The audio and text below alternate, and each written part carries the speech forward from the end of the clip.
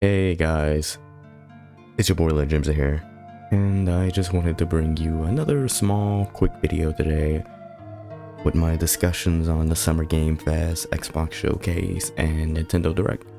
Now, I really didn't get to watch the Nintendo Direct that much because I was working, but nonetheless, first, I want to get started with the Summer Game Fest.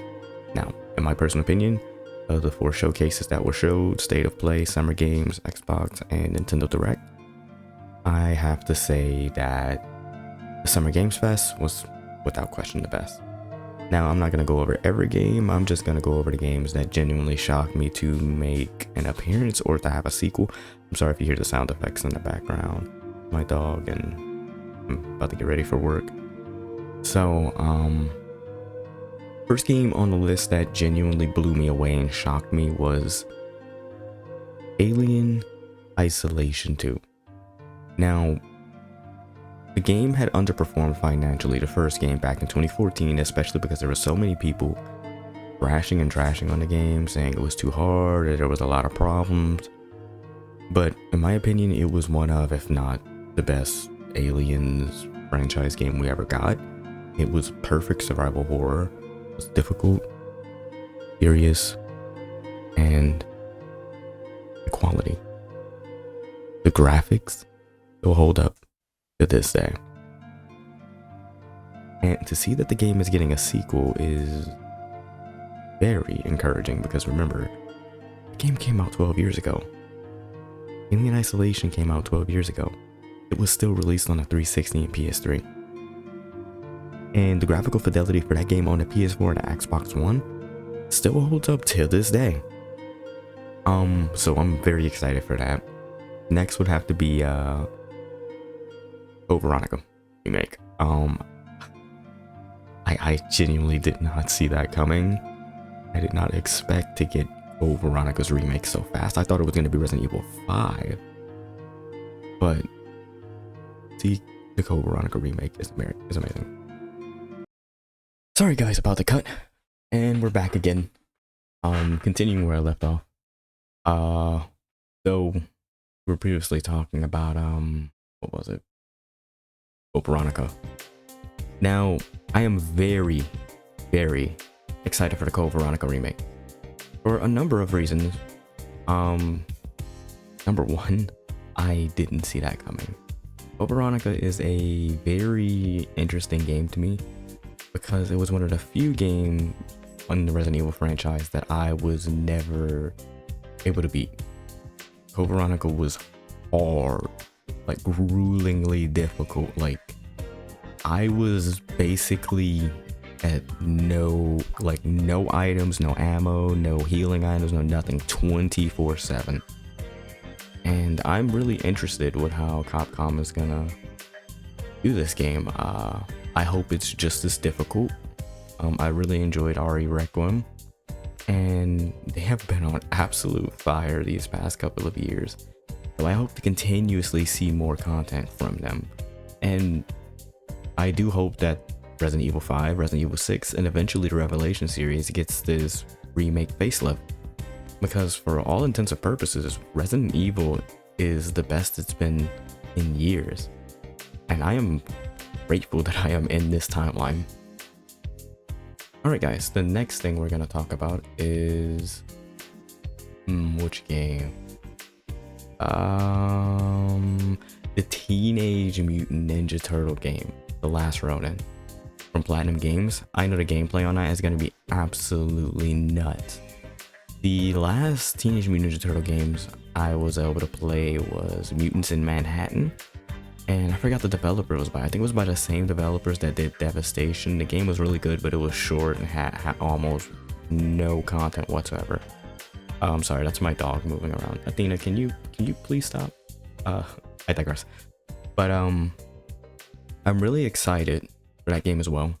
The next game that I'm really excited to see come out is Gundam Rogue Orbit. I was dying to get a Gundam game in the same vein or same line as FromSoft's Armored Core games, because we haven't really gotten a good Gundam game since I'd say Dynasty Warriors Reborn, which came out in 2012 on a PlayStation 3 and was a PlayStation Network exclusive. So that was the last good Gundam game I've played, so I've basically been stuck emulating Gundam games for the past 6 years that I've been mostly playing on PC. So I really hope that it's difficult. It looks like it's gonna capture the flavor of being a Gundam pilot. I don't know if you're your own Gundam pilot or you are a designated character, but I guess we'll just have to see. That's definitely gonna be a day one for me as well. Man, I'm gonna be broke going into 2027, Jesus Christ. And last but not least, the most hyped for me and impactful game for me coming out in 2027, 2028, or whenever it comes out is Stellar Blade BloodRayne. Now, this game already has controversy and it's only had one trailer. I don't get these people. Have they not seen adult Asian women, specifically Korean? They're kind of known for being younger than they look. I remember I used to went to this one church one time, and it used to be this little program there, like a young men and women program, and the director for it, she was well into her mid to late 40s, and she looked like she was 20.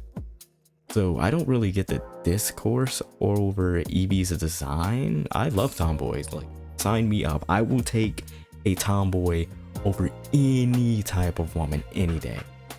And I'm just genuinely excited to see what they do with this. The combat looks delicious. It definitely reminds me a lot of Nier, especially with the hand-to-hand combat, and I think that's a good thing. It's going to be a lot faster than the first game, which I'm playing through right now. Just had to give my shameless plug-in right there. And I think that's about it for what I want to talk about for now in terms of the Summer Games Fest, at least the ones that I'm interested in. Now we move on to Nintendo Direct. Kingdom Hearts 4. That's all I needed to see. All I needed. That's it.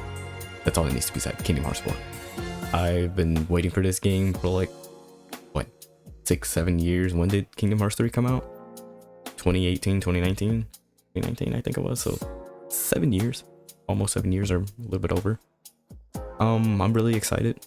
I really want to see what they do with this and if they can pull it off. And there was a lot of good games that were shown at the Nintendo Direct. I am very intrigued in how they're gonna release these and if these are gonna be worthwhile, because 2027 is seeming like a very, very, very stacked year. And it's kind of making me feel kind of happy and giddy again, because I haven't felt this way since like 2012, 2013. Gaming really routed for me. There's been a few good games here and there, but never this densely packed. So gaming feels like it's healing. Now let me talk about the Sony State of Play. I don't have anything against PlayStation, Xbox, Nintendo. I actually like all of them because I'm on PC. More competition is better for me. More games for me. I don't really care that much about Sony games anymore. I don't know. It just seems like they've lost their nuance to me. BloodRayne looked nice. I don't know what the timeline is that, and Jean looked a little weird. I don't know why she looked like she was in her 50s. I mean, like, have they not seen a comic book character? There's nothing wrong with making attractive women. That's kind of what they are. They're larger than life people that you can somewhat relate to. And then in some cases you can't. You'll never truly be able to relate to these people. There's no reason to try and shoehorn a realistic take on what these people look like. Let comic book characters look like comic book characters. That's all there is to it. There's nothing else that needs to be done to them. So that was a little weird. You can definitely tell it was some Sweet Baby ink in it, but I'm still looking forward to it. Not like I'm gonna play it anyway. I don't have a PS5 anymore. It was basically just becoming a the router flavored paperweight. God of War Lafe. I not really feeling it. I mean, when I think of God of War, I think of Kratos or Ares or maybe even Tyr. I think of a God of War. Faye is a giant. He doesn't really seem like something I would want to play as when I want to play a God of War game, and it doesn't even seem like a spin-off game. It seems like a mainline game. So I want to play as Kratos. Like, I don't have anything against the character, and I don't really care about how she looks. I just want to play as Kratos. Like, there's nothing I can really say about that. Yeah, I don't really know what to say about that game. Next. Oh, yes.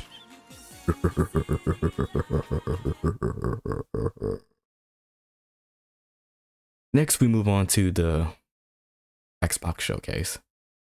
And I have to say, this genuinely blew my mind. I did not expect Xbox to come this hard. And they brought Black Gemsa? They brought back exclusives to the platform, or Xbox console exclusives, meaning it's only going to be on the Xbox console itself in terms of the console market. PC is still PC, and I don't blame them for that, because as of right now, PC is the biggest growing gaming market. Mobile is its own little thing. It doesn't get AAA games. It doesn't get any of these games, so it's kind of its own thing. And then there's how they presented it. They immediately go into it with Gears of War EA. Straight gameplay, not a lot of cutscenes, just gameplay.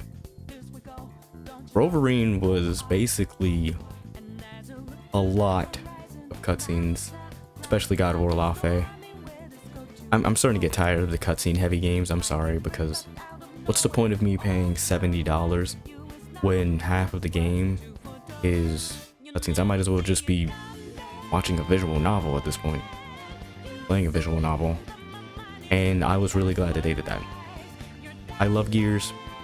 It is the reason why I got a 360 and why I do believe it is the greatest console of all time.